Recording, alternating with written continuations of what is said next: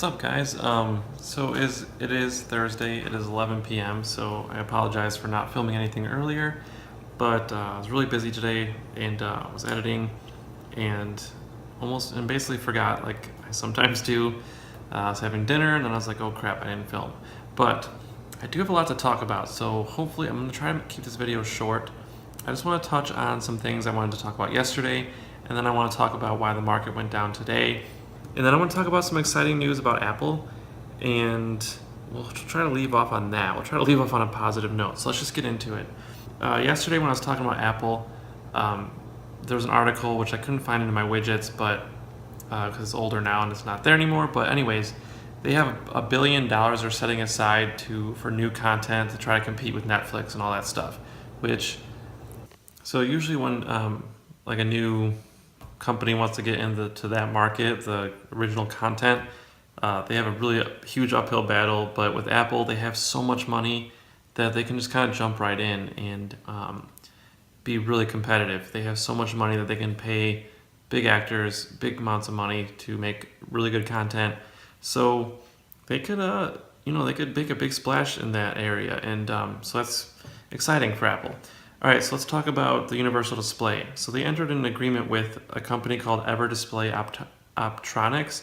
They're from Shanghai in China, and they entered an evaluation agreement on August 7th, and where Universal Display will supply them with their Ever Display. No, I'm sorry, with their proprietary Universal OLED phosphorescent OLED materials for display applications. So they entered an agreement. They're going to supply Ever Display with their proprietary materials. And one of the quotes that really stood out to me was from the CEO, I believe, of Universal Display, and he said, "We believe that consumer adoption is in its early stage." And I've said this in January of this year, that OLED is going to be the future, and I still do believe it. It's just one of those things. It's kind of like Blu-ray discs. It was kind of like when Blu-ray came out, the technology was so far superior to DVDs that it was just inevitable that we were all going to switch to Blu-rays, and that's what happened. And with OLED, I believe that that's what's going to happen with the screen world. Like phones screens will switch to OLED, TVs will switch to OLED. I mean, we'll have OLED freaking screens on microwaves, ovens, refrigerators. They're going to be everywhere. And so I still really do think that we're just in the early stages, just like the guy said from Universal Display. So that's why I'm still really bullish on them, and I probably will increase my stake in them in the near future.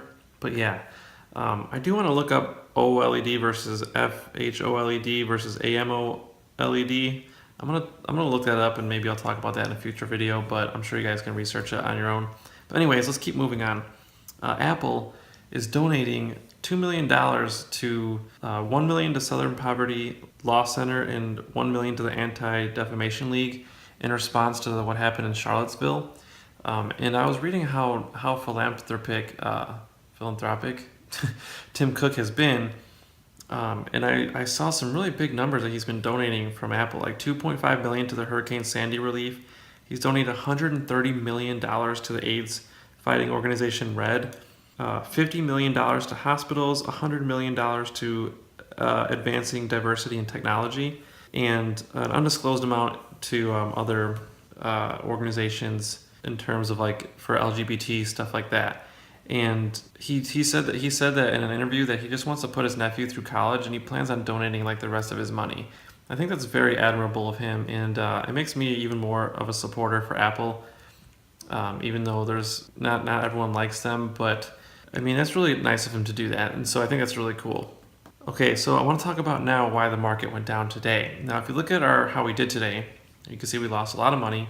If you look at the watch list, there was a very small handful of stocks that did well today. Luckily, we had Alibaba that helped us a little bit. That was our top performing stock of the day, but most everything else went down.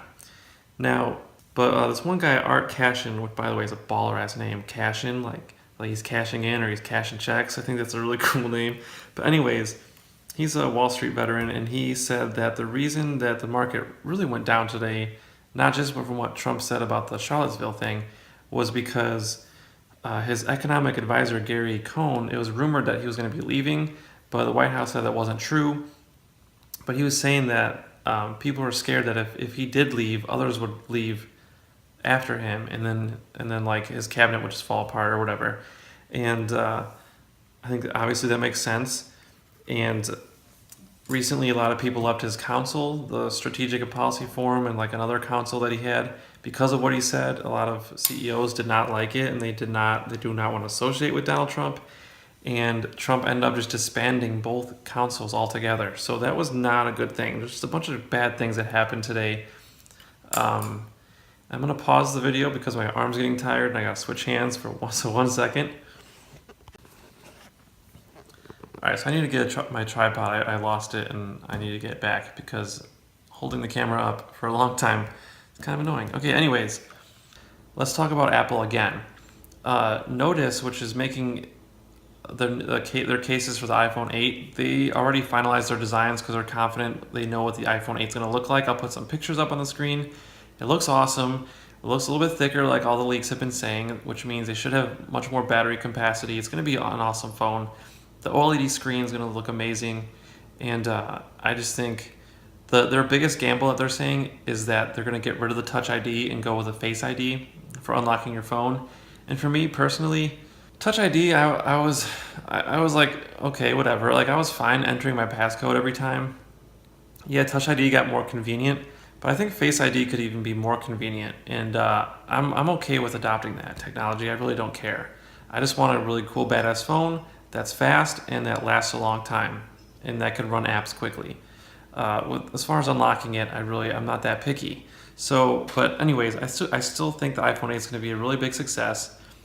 And I'm really confident with Apple, and so I'm keeping all my call options. And if it does dip more and I can get more, I'll try. But if not, I'm just going to hold on to what I have. So we're going to leave it at that. Comment below, what do you think about the new iPhone 8? Like, I think I've asked this question before, but do you like Touch ID, or do you think you'll be cool with Face ID, or do you not care like I am? What camp are you guys in? That's the question of the day. How do you guys feel about Touch ID versus Face ID versus just putting a passcode in? Thank you guys so much for watching. If you like this video, please hit that like button, and as always, subscribe and share.